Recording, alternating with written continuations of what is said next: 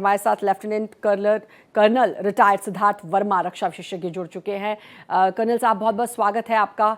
और जो कुछ भी हुआ हर कोई जानता है, हर कोई इसकी भर्त्सना कर रहा है, पूरा देश इसके खिलाफ एक सुर में कह रहा है कि कार्रवाई होनी चाहिए। और ना सिर्फ देश बल्कि पड़ोसी देश, मित्र देश जितने हैं हमारे, वो सब कह रहे हैं कि हम भारत के साथ हैं। हम ये भरोसा भी दिलाया, खासतौर पर अमेरिका ने साफ तौर पर कहा है। उपराष्ट्रपति वेंस यहीं थे 4 दिन के दौरे पर, उन्होंने कहा कि भारत की हर संभव मदद करेगा। लेकिन अब व्हाट नेक्स्ट, क्योंकि जो अब 5 फैसले कल बड़े लिए गए हैं, जिसमें सबसे बड़ा फैसला है सिंधु जल संधि। इसके बाद पाकिस्तान के कितने होश उड़ेंगे इससे? देखिए, आपने एकदम सही कहा श्रद्धा जी, क्योंकि ये जो बड़े फैसलों में सबसे बड़ा फैसला ये जो इंडस वाटर ट्रीटी को जो अभी अबेयंस में हम लोगों ने कर दिया है, क्योंकि कई बार हम लोग की यही बातचीत रहती है कि अगर हम लोग ने जो वाटर वॉर्स जो हम लोग अभी तक फॉलो नहीं कर रहे थे, लेकिन पाकिस्तान को हम एकदम घुटने पे ला सकते हैं, क्योंकि पाकिस्तान अगर चाहे कि भारत की जमीन पर आकर वो खून भी बहाते रहे और हम उसको पानी भी देते रहे, तो ये एक बहुत एक मिसकंस्ट्रूड उसका एक सेंस ऑफ एंटाइटलमेंट चीज वाली रहती है। तो भारत ने एक बहुत बड़ा कदम इसमें लिया है, जो 5 बड़े फैसलों से मेरे ख्याल से तो ये सबसे बड़ा फैसला है, क्योंकि जिस तरीके से जो उनके पास जो नदियां जो भारत से थ्रू जा रही हैं और पाकिस्तान में एंड हो रहे हैं, 80% उनका जो पानी अपने जो वेस्टर्न रिवर्स है, झेलम हो गया, इंडस हो गया, चिनाब हो गया, तो इन सब चीजों के वजह से पाकिस्तान का जो पंजाब हो गया और बाकी सब जो एरियाज है, उन सब जगह पर अगर उनको पानी को हम लोग एकदम रोक देंगे, और भारत के अंदर हम लोग उसको उपयोग नहीं कर पा रहे थे, जिस तरीके से हम लोग के अग्रीमेंट एकदम वन साइडेड बहुत ज्यादा हो रखे थे, इसको तो रिव्यू करने का भी समय आ रखा था। अब जब रोक देंगे तो देखिए इसके डिफेंस एप्लीकेशंस भी हम लोग के पास बहुत है, क्योंकि डिफेंस एप्लीकेशन के तौर पे हम लोग पाकिस्तान के अंदर हम अगर चाहें तो हम ढेर सारा पानी छोड़कर वहां पे हम बाढ़ की भी स्थिति ला सकते हैं, और बाढ़ की स्थिति लाने की वजह से अगर हम लोग के कन्वेंशनल वॉर भी होता है, तो जहां से उन लोग के टैंक्स और सब भी आने हैं, अगर पूरा दलदल हो जाएगा तो वहां से उनके टैंक्स भी हम भारत के प्रति तरफ नहीं आ सकते हैं। साथ ही साथ वहां पे सूखा भी हम लोग वहां पे पैदा कर सकते हैं, जिस तरीके से अगर हम लोग ने बांध बनाकर उनको पानी रोक दिया, तो उसके वजह से जो करीब 23-24% तो उनका पूरा एग्रीकल्चर पे ही पूरा डिपेंडेंट है वहां का इकोनॉमी, तो वो सब भी पूरा उनका बंद हो जाएगा। तो पाकिस्तान को अभी हम लोग हर तरीके से उसको हम लोग को घेरने की जरूरत है।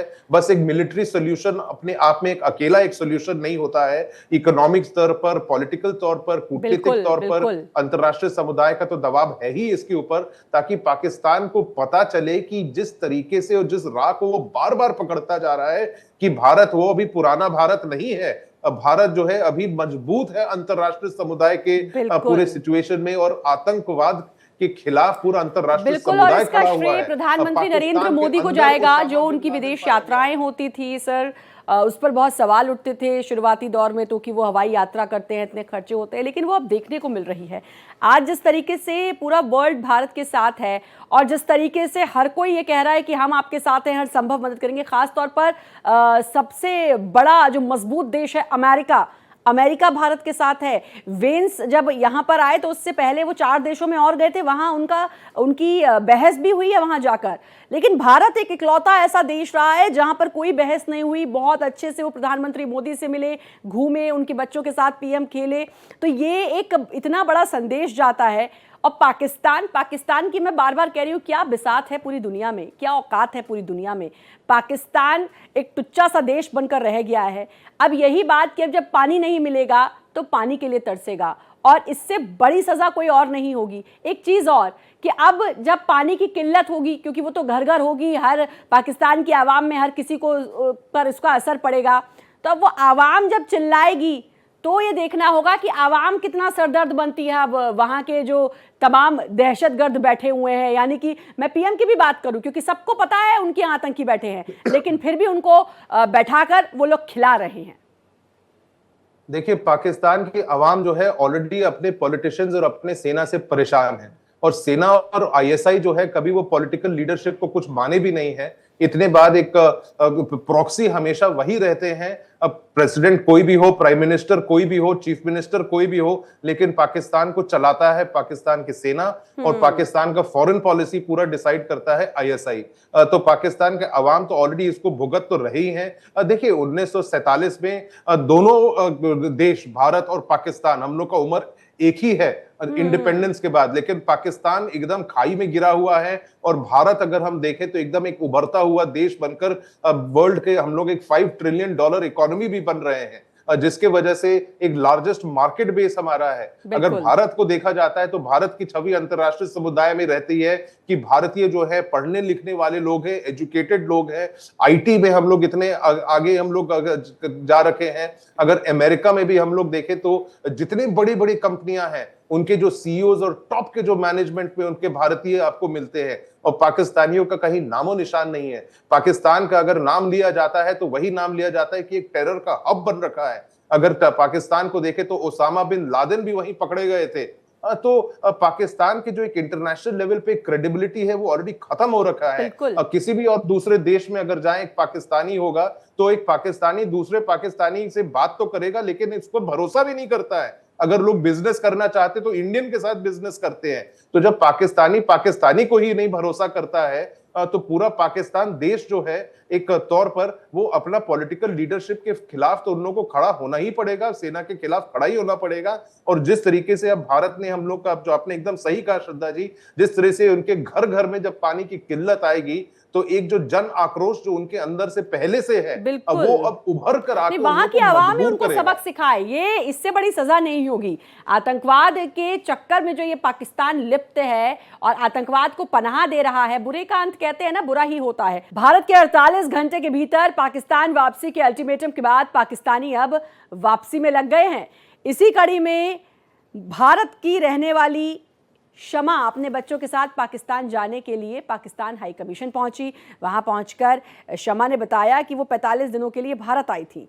यहां उनका मायका है। 48 घंटे के अल्टीमेटम के बाद अब वो पाकिस्तान जाने की फॉर्मेलिटी करने के लिए यहां आई थी। तो अब 48 घंटे का वक्त मिला है और अब इनको जाना होगा पाकिस्तान, क्योंकि यही वो तरीके हैं जिससे पाकिस्तान को सबक सिखाया जा सके।